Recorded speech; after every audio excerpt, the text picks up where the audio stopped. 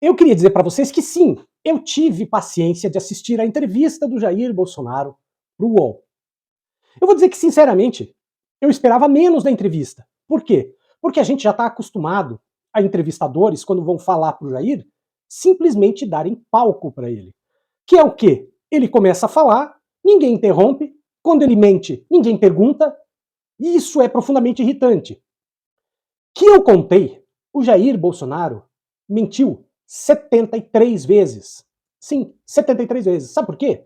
Porque cada parágrafo que ele falava tinha uma mentira, tinha uma imprecisão, tinha uma coisa pela metade, mas que mudava totalmente o sentido do que ele estava querendo dizer. Aliás, do que ele estava querendo dizer não, né? Do que ele deveria dizer se estivesse falando a verdade. Então, a rigor, até os entrevistadores, especialmente o Josias de Souza, que é um bom jornalista, uma pessoa bem inteligente, mas que, a meu ver, poderia ter feito melhor, porque daí eu fico pensando, acho que é inevitável, né? Ah, se eu tivesse lá. Porque, porra, o Jair Bolsonaro começa falando assim, não, vocês não vão me interromper, porque tem lugar, tem emissora, aqui não dá nem pra ir, porque os caras, você sabe a ideologia deles.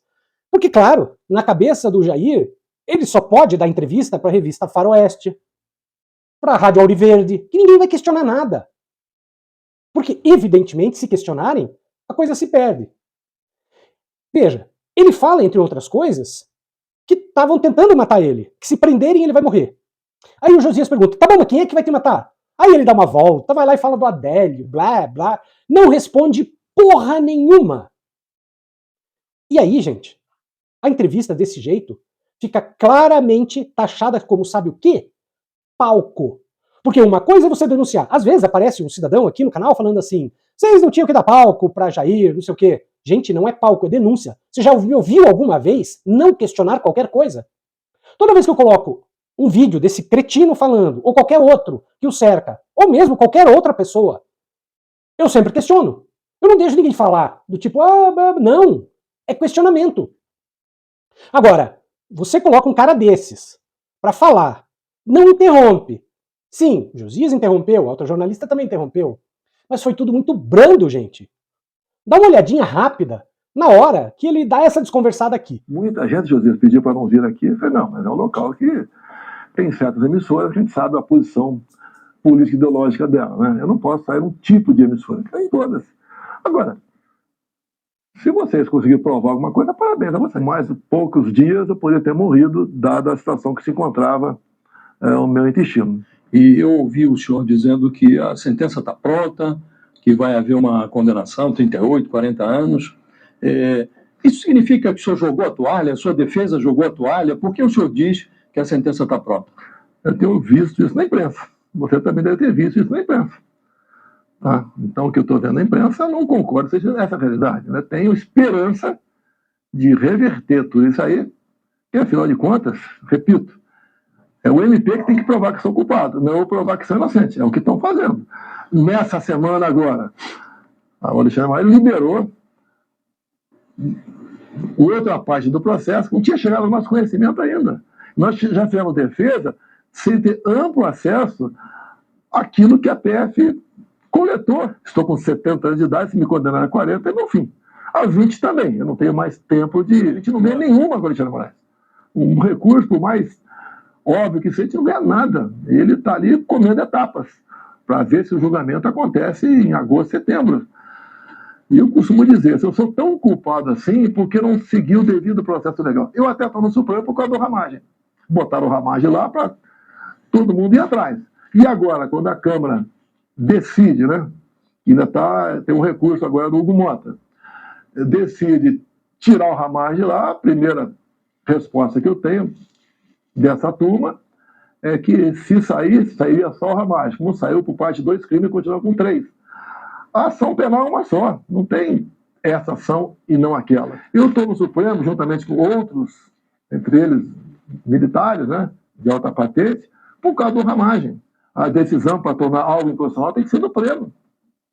Eu acredito que o Supremo vai reabrir, vai acolher esse recurso dele agora, questionando a questão de quem deveria decidir se é inconstitucional ou não.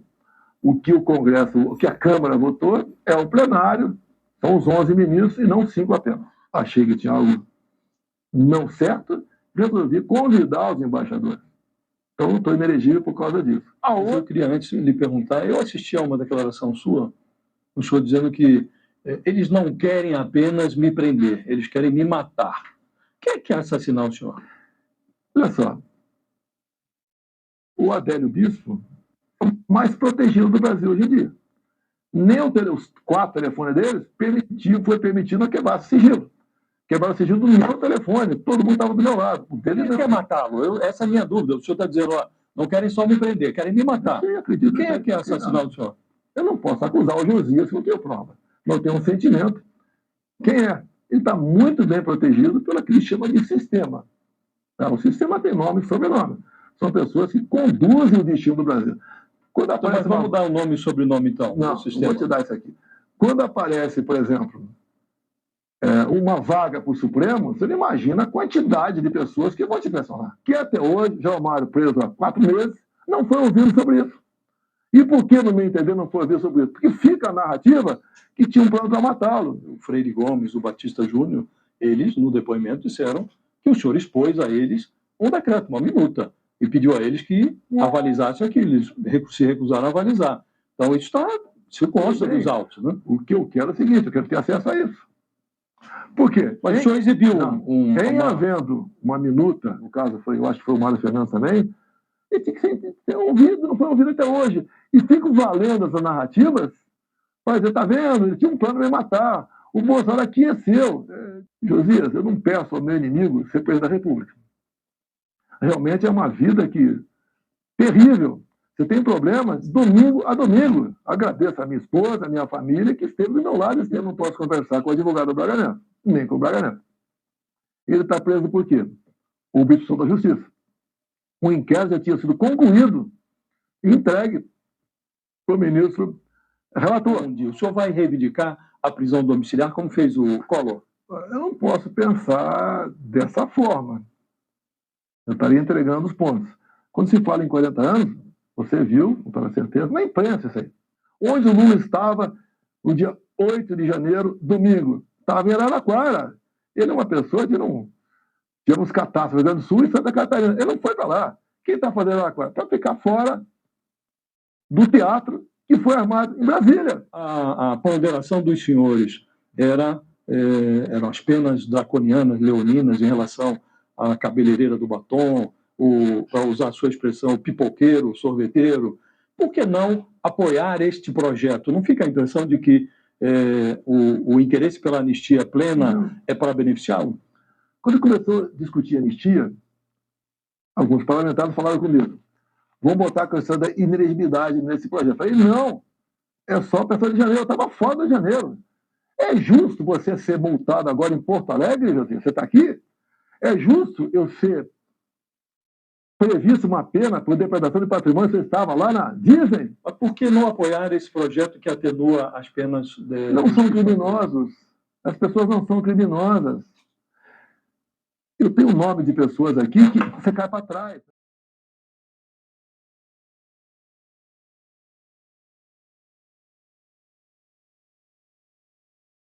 Mas antes de continuar esse vídeo, peço para você a gentileza de se inscrever no canal, ativar o sininho de notificação para ser avisado dos vídeos todos os dias e considere a hipótese de ser membro do canal, R$ 4,99 por mês, e você me ajuda a fazer mais e melhores vídeos todo dia. Não tem como você não ficar pé da vida com um negócio desse. Porque chamar o Jair para deixar ele falar, gente, isso é um desserviço à democracia. Quando você chama um cara como o Bolsonaro para uma entrevista e deixa ele falar, quase sem interrupção e quase sem questionar as mentiras, por que dizer que o Josias de Souza não poderia tê-lo interrompido? Dizer, peraí, vou contar o caso concreto. O Bolsonaro falou, mas eu queria ter acesso a tal minuta.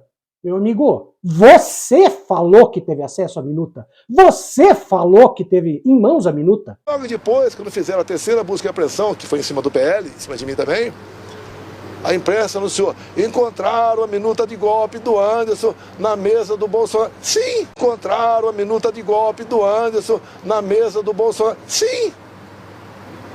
E agora se diz que não pegou? E aí ele fala, não, porque o Braga Neto... Pergunta para ele, não, porque o Braga Neto falou disso aqui, mas eu queria ter acesso aí. Você tem acesso a isso aí. Está no processo, você tem. E aí, o que o jornalista deveria falar? Mas você tem acesso. Os autos já estão abertos, mas ninguém questiona. É terrível. Mas se você tiver a paciência, vai lá, assista. Mas 73 mentiras. É absurdo. Sabe o que você não consegue fazer com R$6? Você não consegue comprar uma Coca-Cola numa lanchonete. Você não consegue uma passagem de ônibus na maioria das cidades do país. Você não consegue tomar um cafezinho e comer um docinho depois do almoço. Mas sabe o que você consegue fazer com R$6? Você consegue baixar o e-book que eu fiz, que te ajuda a sair das dívidas. Sim, é uma coisa objetiva, rápida, prática, linguajar claro e custa R$6. E por que eu fiz R$6? Para pagar os custos de hospedagem, é só isso. Você vai aprender de uma maneira muito didática aquilo que o banco não quer que você saiba. Perceba, não é uma pós-graduação. É uma apostila didática com coisas simples, mas que a maioria das pessoas não sabe. E que eu aprendi ao longo de 20 anos na área do direito, ensinando e ajudando empresas e empresários a sair das dívidas. Entra na descrição desse vídeo, clica no link, baixa o PDF que custa R$6. Você pode distribuir para quem você quiser, quantas vezes você quiser. A minha intenção é te ajudar.